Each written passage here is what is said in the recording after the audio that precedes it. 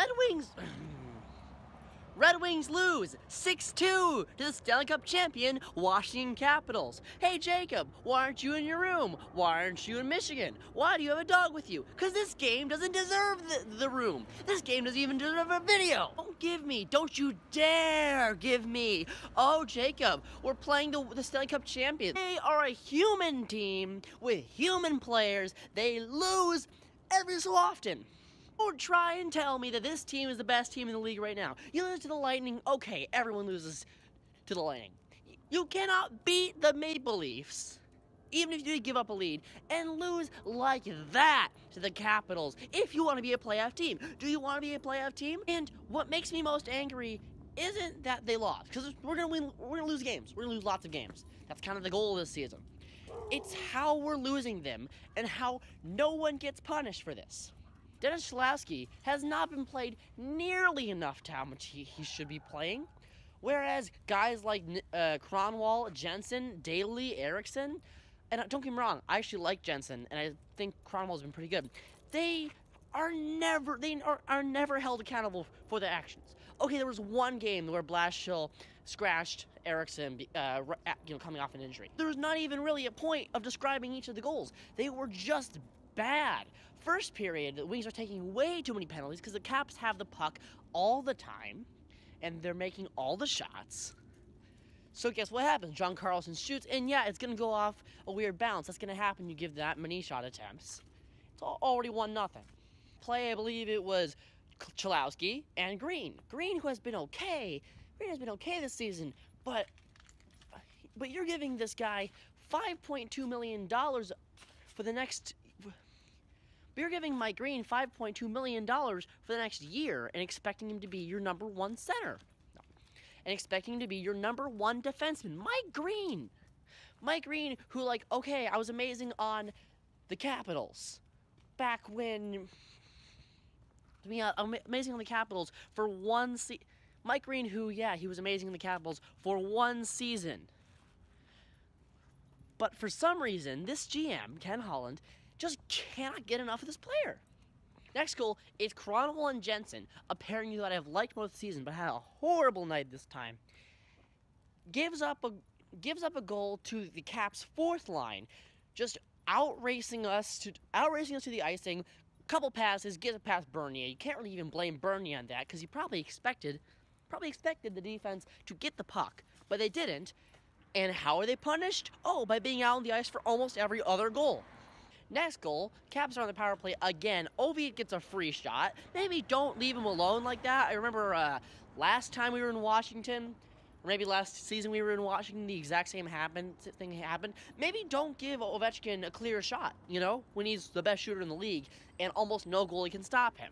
And then a beautiful passing play, and Oshie scores. No Wings making the Wings look ridiculous. Ovi gets another, streaking down the wing, and yeah, Bernier goes, but can you really be that mad at him? What is Bernier supposed to do? He's playing against an incredibly strong offense, and the defense are doing nothing. Ovechkin eventually gets another later in the game, making it 6-1, and eventually 6-2. I'm not going to describe the Red Wings goals. They don't deserve that. Larkin doesn't deserve this. Athanasiou doesn't deserve this. What is up with this coach? And I'm going to rant a little bit. What is up with this coach? What is up with his coach? What is up with his GM? What is up with his organization? That we just fall in love with some just mediocre, barely above replacement players. Justin Applicator, hey, he's not bad. He's not as bad as a lot of us say it. He is not a first-line winger. He's not a first-line winger on a team that competes. He's not a first-line winger on this team. Tell me how Athanasiou would not be... Tell me how Athanasiou would not be a better fit on that line than Applicator or anyone. Maybe you put some trust in the young guys. You could have Nyquist can also play right wing. Why not reward the players who've been playing good? Make a Bertuzzi, Larkin, Nyquist line. Blashill's known, the Blashill blender. He likes to change it up all the time. What is it with this coach? And that every single change he makes, coach, that he's willing to try everything except giving the rookies time. Look at Dylan Larkin. Dylan Larkin, he had a crappy season last year because Larkin's past couple of seasons compared to this season are day and night. What's the difference? We've actually been giving him a shot. Athanasiou should be one of our best players going forward in the future. He should be one of our top scorers. He has the talent. He has the talent to easily be a first liner. He has the talent to be 20, 30, maybe 40 goal scorer if he was developed properly. But no, Athanasiou has just been languishing on this team with not great line mates. Are you afraid that Athanasiou is going to make mistakes? You know how you learn, you know how you fix mistakes? You know how you fix mistakes? You know how you make sure there's less mistakes? You learn from them. Which is why Dennis Cholowski being on the ice for a couple goals, that was okay, because he's learning from his mistakes. When will Athanasiou get a chance to make mistakes? Athanasiou gets like 5 breakaways a game. Every time he touches the puck, whether we're on the road or at home, the crowd gets tense because they know he's about to do something ridiculous. But Blashill cuts his minutes all the time. Cholowski is the same way.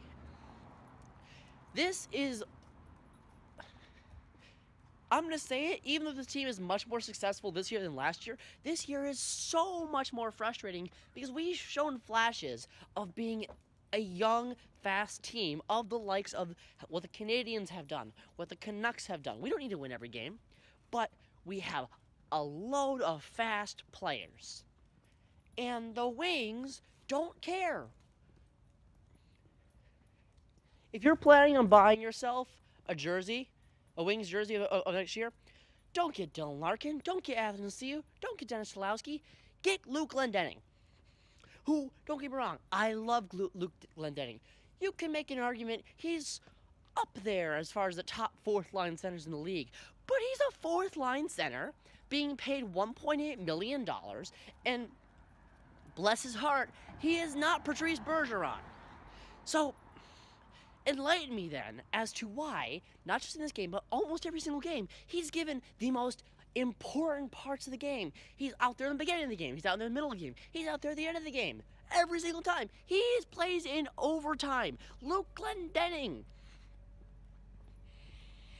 Penalty kill. Power play. What is up with this team's love affair with gritty, yet not very skilled, third to fourth liners? Applicator falls under this banner. Nielsen falls under this banner. At least Glendenning produces. At least Glendenning does stuff. What does Nielsen do? What is Nielsen's purpose? Oh, we got a hat trick that one time in a game we lost because we gave up 2 separate 2-goal leads. Listen, I try and be an optimist. I think this team could be great next year. I think this team could be a playoff contender next year. Not contender for the cup, contender to make the playoffs. This team, if we just unleash the youth, if we stop signing stupid contracts to underperforming players like Mike Reed and Thomas Vanek, if we stop punishing our young guns for making small mistakes and just let them fly, this team could be good. What's the overall rule in the NHL these days? If you want a shot, if you don't know who you are, go young and fast. If you go young and fast, you have a shot. Something about the culture in Detroit, we just cannot abandon this old idea, this old idealized thought process of we're a big tough team who gets in the fights. You know what? That like week long where we had a bunch of fights and it was crazy, that was fun. But it cost us Anthony Mantha. That was fun, but it cost us Anthony Mantha, it cost us Tyler Bertuzzi for a couple games. Go back to 2013, when the last time the Wings really had a shot, I would say. 2013, the Wings play the Ducks. Ducks have a decent shot of winning this year. And what did the Ducks do? They try and make the Wings play their game. Got in a bunch of fights, just kept being annoying. Corey Perry being a jerk, Ryan Getzlaf being a jerk. And they lost. You know why? Because the Wings didn't play into that system. The Wings were like, okay, we could fight you, or we could just beat you. You know why they beat them? Because they had skill. Datsuk, Franzen, Zetterberg. Then that was just the first wave. Yeah, what is it with this fan base that we remember guys like McCarty way more than we remember guys like Kozlov? Okay, rant's over, because the walk's over. I've been Jacob. I'll see you next time when I'm probably in a room. And we can just write this game off as a bad game.